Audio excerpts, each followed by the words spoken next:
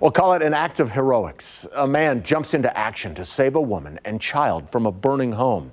But ask him, and he'll tell you it's just taking a couple of minutes to check on your neighbor. KCTV5's Amy Anderson has his story. You can see what's left of this house here at 45th and Virginia. The huge fire that destroyed this house also jumped to the house next door, where a woman in a wheelchair and her 4-year-old grandson had no idea their house was on fire. Fortunately for them, they've got a neighbor that took the time to care. When there's a fire, time is precious. Not good. When Aaron Hepner spotted these intense flames the day after Christmas, he knew the house was vacant because he himself lives right down the street. But as he drove toward his house, he noticed the flames were spreading to the house next door. I just kind of had it, I don't know, it's hard to explain, just an instinct or gut feeling, and just thought, you know what, I got to pull over and check. The first thing he heard after knocking was a dog barking. He says he was ready to break the door down to rescue him when it opened.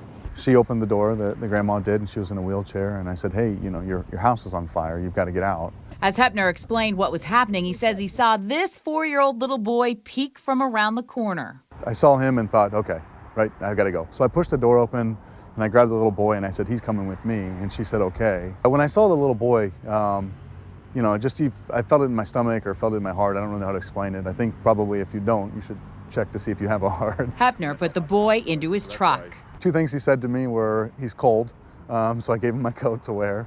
And then he said, I hope my Christmas presents don't burn. Firefighters arrived just as Hepner went back to get the boy's grandmother and helped pull her to safety.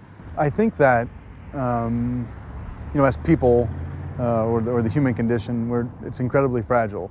And so I think that one of the things that's important is that as people, we look out for other people. I think fitting that was the day after Christmas, you know, a time when we all come together and are grateful for, you know, the time and the lives that we have. And you know, I think pretty obvious to me that the good Lord was looking out for them that day. And despite all the damage and just how bad this looks, no one was hurt. In Kansas City, Missouri, Amy Anderson, KCTV5 News.